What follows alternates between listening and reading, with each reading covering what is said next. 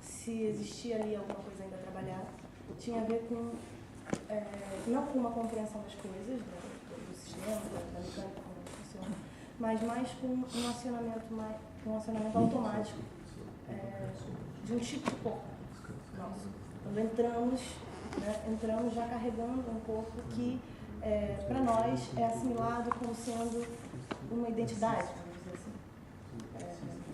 Então a gente pensou se, talvez, uma maneira de acessar esse lugar, que seria trabalhar em ter um novo corpo, não poderia se dar por repensar essa dimensão de identidade que está ligada ao corpo e pensar, colocando ela em termos mais territoriais, vamos dizer assim.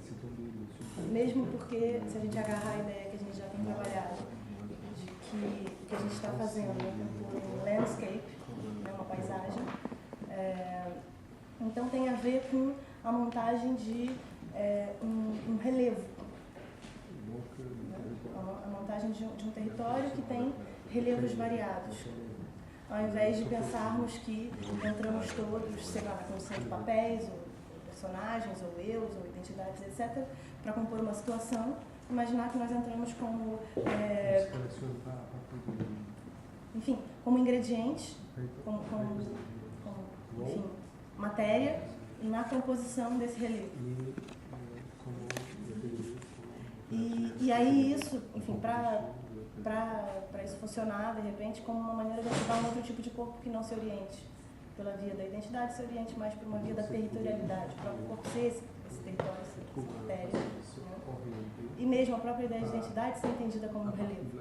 Talvez até pela própria ideia do que a gente chama de relevância. Sei lá, quando nós somos instados a nos apresentar em alguma circunstância, o que a gente faz, a gente lista uma série de coisas que são importantes sobre nós. Quando a gente mostra um currículo, quando a gente fala de nós, quando a gente tem que se apresentar, se descrever, geralmente essa tarefa parece ser o quê? Listar relevâncias sobre nós. Né?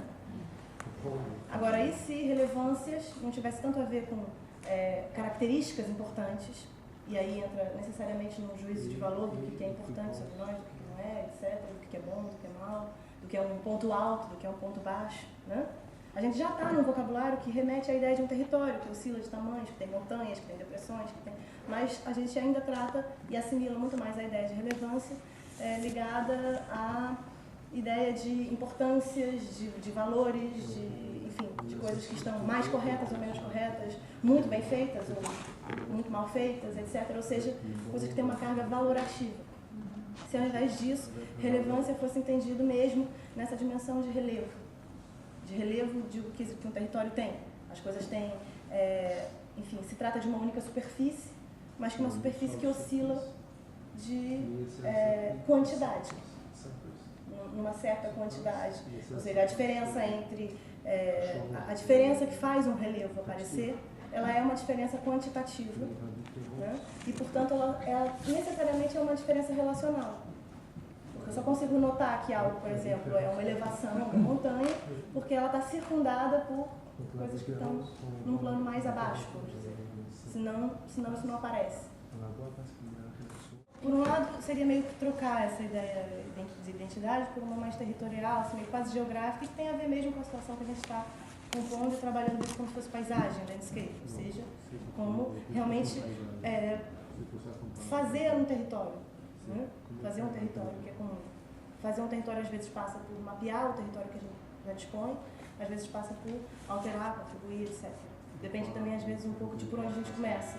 Se a gente começa numa situação mais laboratorial, no CTR, primeiro a gente desenha a linha e depois a gente povoa esse território, ou seja, vai fazendo emergir relevos.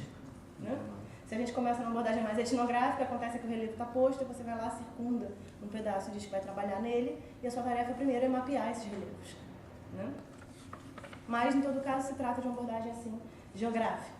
Agora, também existiria um outro jeito de pensar essa ideia de relevância ou de relevo, que é quase que matemática mesmo. E essa talvez, enfim, seja até a mais acessível para isso que a gente poderia trabalhar aqui. Né? Existe a ideia de que, enfim, para que a gente identifique uma forma, ou enfim, qualquer forma geométrica, Né? A gente identifica isso e nomeia isso porque a gente identifica as relevâncias e não os ordinários. Qualquer forma, inclusive o próprio quadrado, por exemplo. A gente faz isso. O que faz a gente chamar isso de quadrado tem a ver com os ângulos, vamos dizer, que são encontros. Se eu tivesse desenhado só essa parte daqui, sei lá, se fizesse só isso, talvez tivesse também, porque a gente poderia ver no intervalo o mesmo ângulo, mas assim, eu quero dizer que o que a gente tem e que faz ver uma forma, um relevo, tem a ver com um encontro mais singular, com uma angulação. Né? Agora, se a gente reduz a escala, né, enfim, tira essa situação. Né? Se ao invés de mirar na relevância que já está posta, se a gente vier, sei lá, enfim, num recorte microscópico, num super zoom aqui, né, e pegar a matéria que compõe esse pequeno ângulo aqui, ela é feita da mesma matéria que compõe qualquer outro ponto desses. Né? Então, isso forma como uma espécie de statement matemático, que é uma relevância necessariamente composta por pontos que não são, que são ordinários. A relevância é feita de ordinários. Então, a gente pode, retrocedendo muito, poderia pensar assim, se eu tenho só isso, né? É um ponto. Né? A relevância está posta aí. Se eu fizer um zoom out desse ponto, de repente eu poderia me dar conta de que ele é uma linha. Se eu faço um zoom in, ele não deixa de ser um monte de pontos. Né? Então, o que começa a emergir como relevante é a série de pontos que individualmente seriam ordinários. Claro que se eu fizer um zoom in, dentro desse ponto há mais pontos, mais pontos, mais pontos e mais pontos. Mas vamos fazer o zoom out, que é o que a gente consegue visualizar aqui com as ferramentas que eu tenho, sem o microscópio. Então, no zoom out, o ponto vira linha. E o que acontece é que, a qualquer instante, nessa condição de linha, que é a posição, a gente poderia dizer isso. Quando a gente entra no espaço, com o nosso corpo, né, ele é um relevo como esse ou como esse, vamos dizer, como qualquer outro. Ele é um relevo. Né? Um relevo quer dizer o quê? Uma forma que a gente consegue... é uma linha. Eu consigo dizer o que é, mas não necessariamente esse o que é que nós estávamos falando antes, que é o é convencional. Né? O que é que já diz logo qual é a função, qual é o significado. Quero dizer mais num plano de reconhecimento de uma posição. Ao mesmo tempo em que isso aqui se apresenta ou se situa como linha, ele nunca deixa de possuir os seus ordinários. Só os ordinários não estão em relevo. O que está em relevo é a linha. Se a segunda ação fosse fazer isso, de repente, os ordinários começavam a ganhar relevo, vamos dizer. Mas, se fosse só continuar, por aí vai. Até que, de repente, porque alguém está fazendo o seu outro relevo aqui, e aconteceu um encontro. E aí aconteceu um encontro de duas relevâncias. E aí eu ia ter uma mudança de paradigma, de plano. A ideia era, assim, sem complicar tanto, assim, era pensar, era criar uma espécie de equivalência entre a ideia de posição, que a gente já está usando um pouco, e essa ideia de relevo. Relevo numa paisagem. Então, quando eu entro, estabeleço algum tipo de relevo. É claro que aquilo que é relevante é composto por pontos que não são ordinários, que é o quê? A periferia da minha ação. Se eu for mudar de relevância, isso vai acontecer por quê? Ou porque aquela relevância começa a se saturar, se eu ficar fazendo assim para sempre, uma hora isso vai ficar repetitivo demais, a quantidade de repetição vai ser maior que a quantidade de diferença, ou seja, vai começar a morrer. Então eu posso mudar, como aliás já aconteceu, começou a rolar um tremor, né? Inevitável. Também posso mudar. O corpo vai ficar para trás. Isso aqui também, na verdade. A mão agora está ali e vai afetar. Por aí vai. E também, inevitavelmente, uma hora enfim, vou ter mais onde riscar, né? Vai ter algum problema. Mas seja qual for, uma possibilidade é eu continuar com esse meu stand e ele ir mudando porque eu estou continuando, né? Mesmo assim, o que acontece? Os ordinários dele, os ordinários desse relevo, não param de se micro-reorganizar. E pode ser que, de tanto se reorganizar, virem um novo relevo.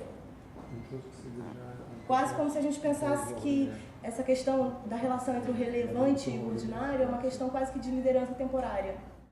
A relevância temporária é da minha fala. Não deixa de existir aqui milhões de outros elementos que compõem ordinariamente a minha posição. Um pouco isso. Mas o maior relevo, aquilo que está em mais quantidade, é a minha fala. E existe também uma série de outros elementos que, a qualquer momento, podem ganhar relevo. Ou por exaustão da minha posição, ou por deliberação minha, porque eu perceba isso e comece a trabalhar com outro elemento. Ou porque simplesmente, apesar de eu dar continuidade à minha posição, esses outros relevos não param de se reorganizar para poder acompanhar a minha posição, porque a posição não é um parado, a posição não é estática, né? A posição é uma série, um prolongamento desses ordinários que se organizam a cada vez. Ou também por qualquer outro tipo de encontro com outra posição, com outra relevância. Então, talvez uma coisa que possa ajudar a esse reposicionar do corpo é pensá-lo como uma quantidade que tem uma relevância circunstancial e uma série de outros elementos ordinários, vamos dizer. E isso daria a medida daquilo que a gente pensa como posição, que tem um centro temporário, que é a relevância temporária daquela ação. O foco maior, vamos dizer, ou a quantidade mais marcada, né? Quais são as mudanças que podem acontecer nessa posição? Ela pode mudar de centro. Mudar de centro é basicamente mudar a relevância para algo que compunha aquela mesma série, só que era ordinário. Aqui, a minha relevância central é falar, mas existem outros elementos que ordinariamente compõem esse meu estar, essa minha posição. Como o fato de estar sentada no chão, enfim, qualquer elemento que eu queira vir a sublinhar pode virar a relevância central. E eu posso vir a trabalhar com esse fato de que eu estou sentada, e então que eu posso sentar de várias maneiras, e eu posso continuar usando esse foco até que de repente o foco virasse só o sentar e eu parasse de falar, vamos dizer, né? Que é algo que era completamente ordinário, completamente acessório, mas que compunha a minha posição, tanto quanto na condição de ordinário, e de repente muda de dimensão, de quantidade, começa a ser alimentado, começa a ganhar mais quantidade, começa a liderar ou ser o relevo principal daquela circunstância. Por exemplo, quando entra para alimentar algo, uma ação qualquer, etc., como a gente já há bastante tempo está trabalhando com a ideia de que o acontecimento é que é o mais importante, então damos pouca importância para a quantidade de quantidades extras ou de relevâncias extras que a gente põe sem necessidade e que tiram a clareza da relevância central. O trabalho que dá a fazer certas ações, ou às vezes para fazer uma ação nós fazemos tantas outras ao mesmo tempo que introduzimos uma série de relevos. E então perdemos o foco, perdemos o plano comum, que é estar naquela altura, naquele relevo comum. É um pouco isso. Então, eu acho que essa apreciação, esse cuidado de pensar nas matérias que a gente leva para a situação, né, com o corpo, como sendo relevantes ou ordinárias, circunstancialmente, claro, né, e colocá-la nos seus devidos lugares, pode ajudar, eu acho, a essa montagem de um outro corpo. Então, primeiro isso, a posição é um relevo, mas que sempre vai existir, sempre é feito dessa materialidade ordinária, e a qualquer momento o reposicionar-se, o reexistir, ou a mudança de centro pode se dar justamente porque, ou inevitavelmente, ou por escolha, trabalho com a matéria que eu disponho, que é ordinária naquela circunstância. Por outro lado, o que pode acontecer é o quê? Um colocar-se em encontro, uma relevância se encontra com outra relevância. Mas o que se passa é, quando a gente, isso também pode talvez ajudar, né? Quando a gente faz um trabalho de mudança de centro, tem a ver com trabalhar com os ordinários que estão no nosso entorno.